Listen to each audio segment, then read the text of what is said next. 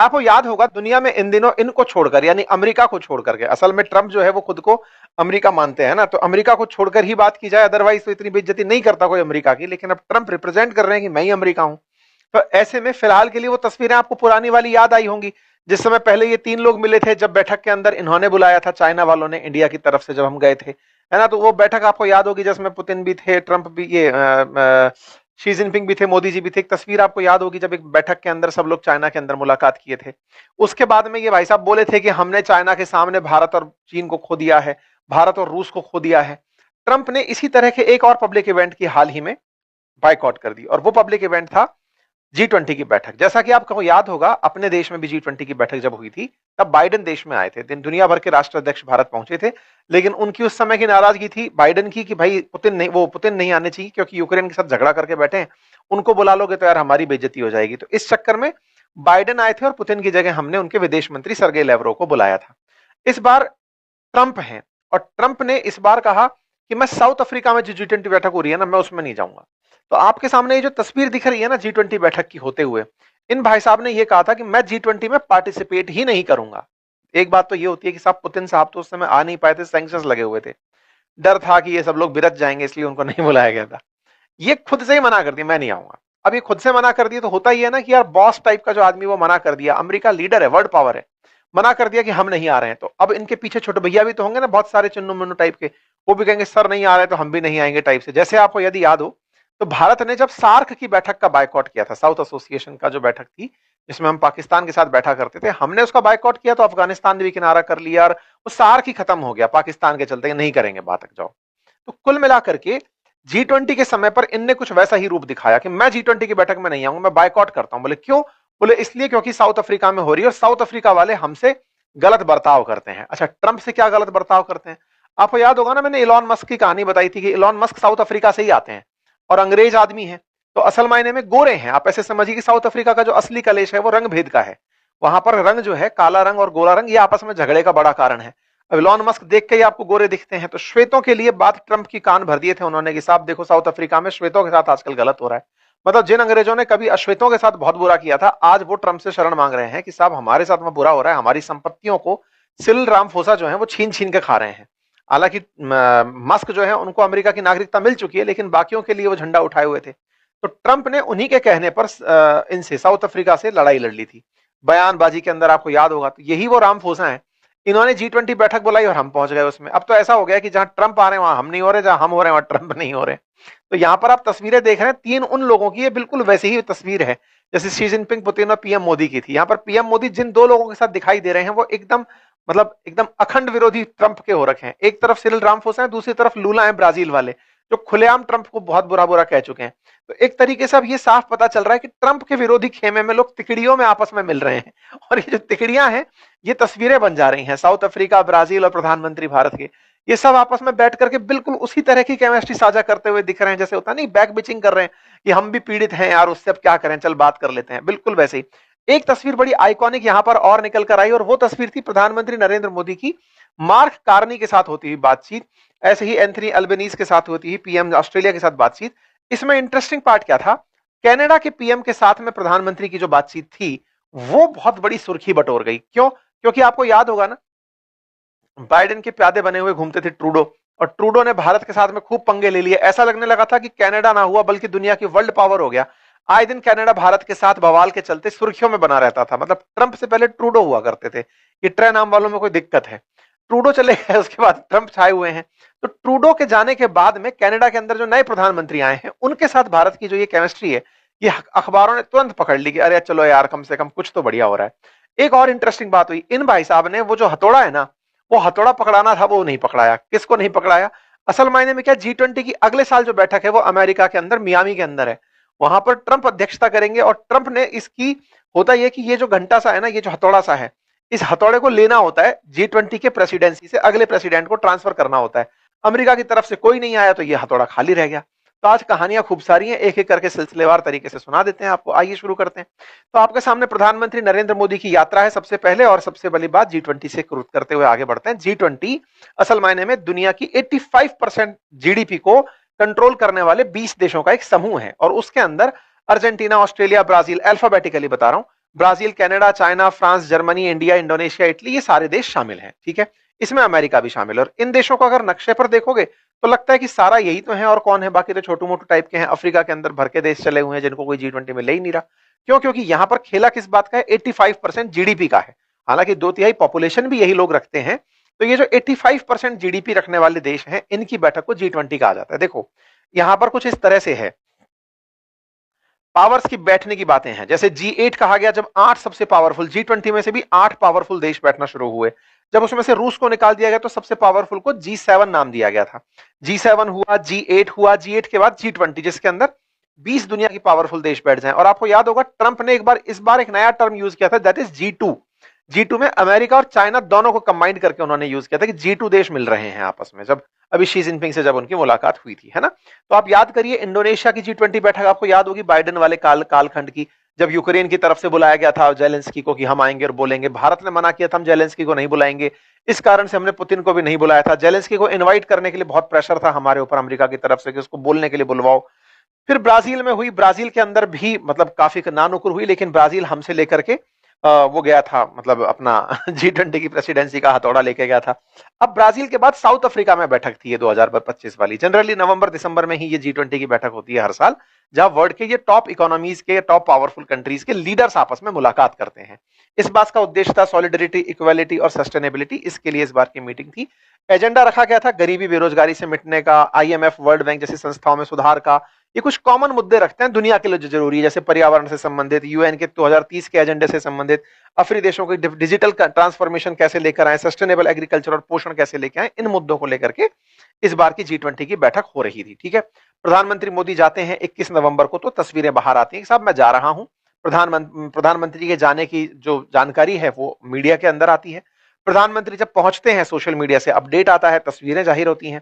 तस्वीरों में प्रधानमंत्री का स्वागत होता है, रेड कार्पेट वेलकम होता है, पारंपरिक तरीके से प्रधानमंत्री का यहाँ पर अभिवादन होता है। इसके बाद में एक वीडियो निकल कर आता है जिसमें प्रधानमंत्री अक्सर जब कहीं जाते हैं तो उसके बारे में बताते हैं कि यहाँ कैसा रहा, क्या रहा। तो ये तस्वीरें यहाँ पर निकल कर आती है, प्रधानमंत्री कुछ इस प्रकार से यहाँ पर बाहर आते हैं। ठीक है साहब।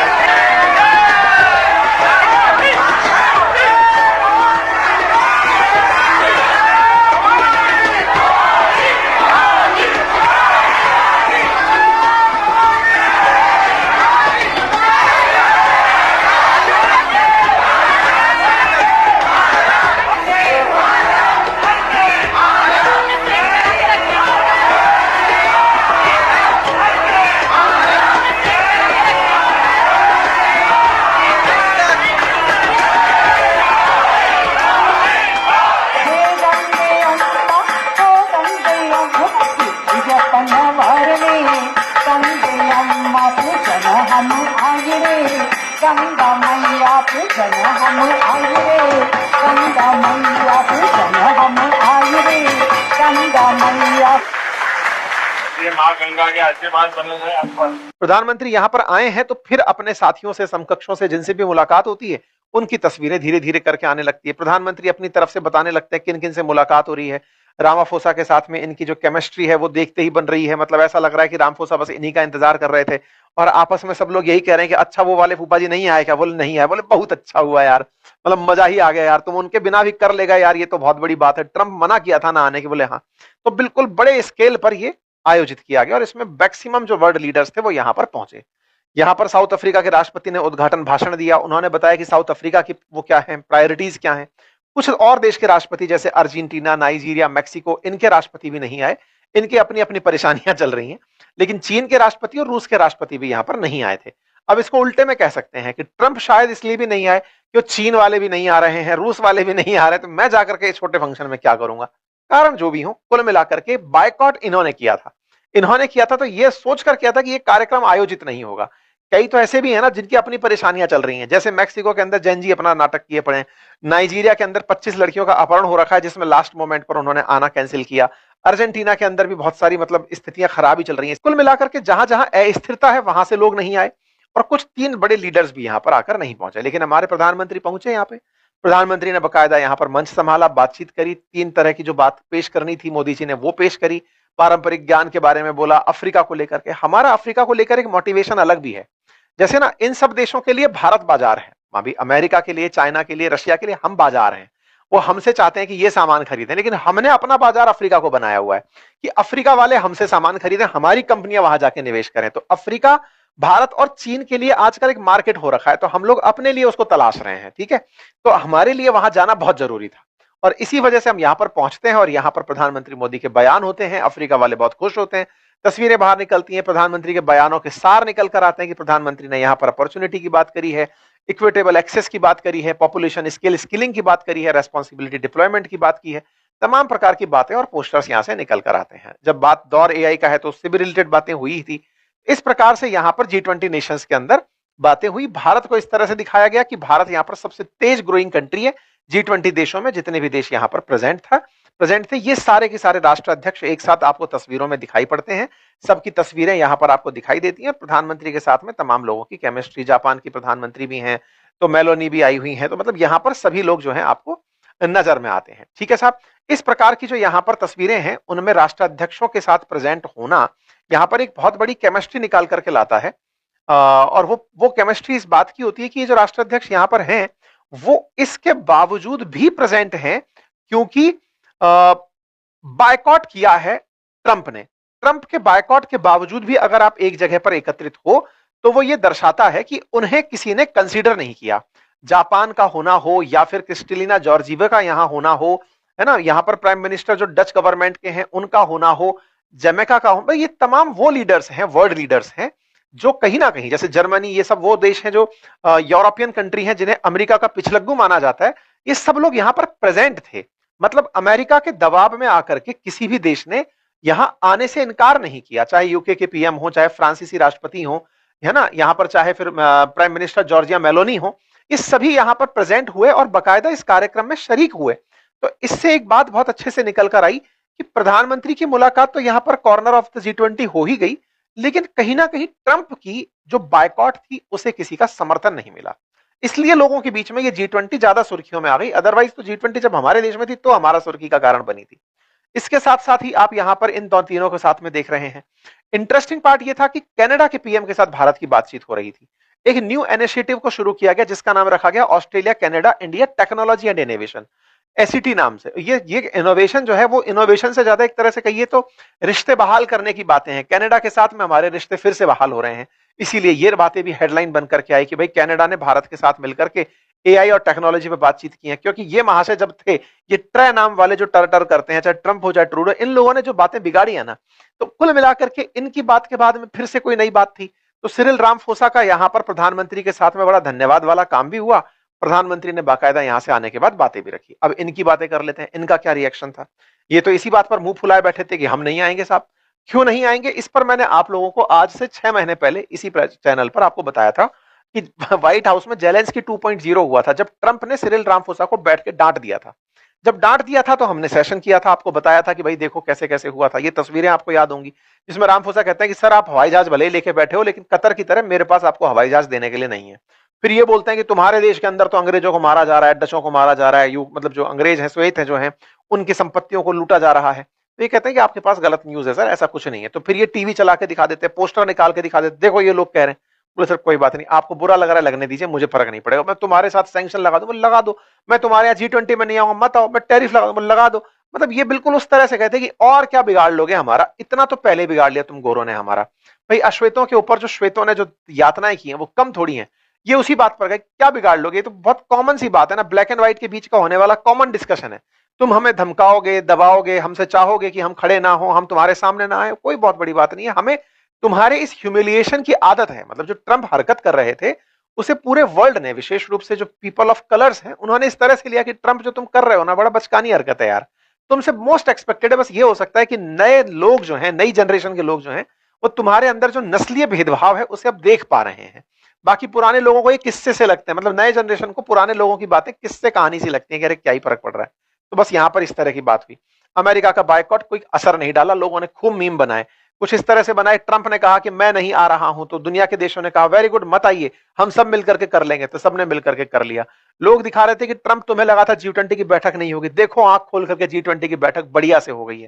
तो साउथ अफ्रीका ने कुल मिलाकर के वो कर दिखाया कि ट्रंप के बिना भी उसने वो कार्यक्रम आयोजित करा दिया। जनरली क्या होता है, जब कोई बड़ा लीडर नहीं आता तो उसके पिछलग्गू लोग डरते हैं कि भाई इस पूरे पूरे G20 के एजेंडा को पास कराना है। अब मतलब G20 के अंदर कुछ विचारधारा लेकर के बैठक आयोजित हुई है, तो फाइनली एक बाहर डिक्लेरेशन निकल के आता है जिसको अडॉप्ट कराना जरूरी होता है। कई बार अडॉप्शन के बिना चीजें अटक जाती हैं कि भाई मैं जो बोल रहा हूं क्या आप भी वही बोल रहे हो, तो कई बार कंसेंसस नहीं बन पाते। ऐसे में G20 का वो फाइनल डिक्लेरेशन भी अडॉप्ट कर लिया गया। तो ये भी ट्रंप के लिए एक बहुत बड़ी हार के रूप में देखा गया। तो इसका अमेरिका के बिना अडॉप्ट हो जाना, ये वो दर्शाता है कि तुम नहीं भी आए तो क्या ही फर्क पड़ गया यार, तुम्हारे बिना भी दुनिया है, बस तुम्हें ही यही बात बतानी है। इसके बाद में सेरेमनी होती है जिसके अंदर आपने देखा होगा कि भारत से जब साउथ अफ्रीका, भारत से जब ब्राजील वाले इस घंटे को अपने साथ लेकर के गए थे, ये सेरेमनी आपको याद होगी। फिर ब्राजील ने साउथ अफ्रीका को जब दिया था तो वो एक सेरेमनी थी जो यादगार थी। लेकिन इस बार ये सेरेमनी नहीं हो पाई। ये गवेल नाम से कहलाता है, ये जो हथौड़ा है ना, ये अगला जो देश प्रेसिडेंसी करने वाला होता है। जैसे अगली बार अमेरिका में होनी है ये बैठक G20 की, तो राष्ट्रपति ट्रंप यहां होते तो वो यहां पर ये गवेल नाम का जो ये हथौड़ा है ये लेते, और इस तरह से G20 की परिपाटी बरकरार रह जाती। लेकिन साहब G20 के लिए अमेरिकी राष्ट्रपति प्रेजेंट नहीं हुए, और जब नहीं हुए तो यहां पर रामफोसा ने वो डब्बा अपने साथ ही रख लिया। I now say that this gavel of this G20 summit formally closes this summit and now moves on to the next president of the G20, which is the United States, where we shall see each other again next year. The summit is therefore closed.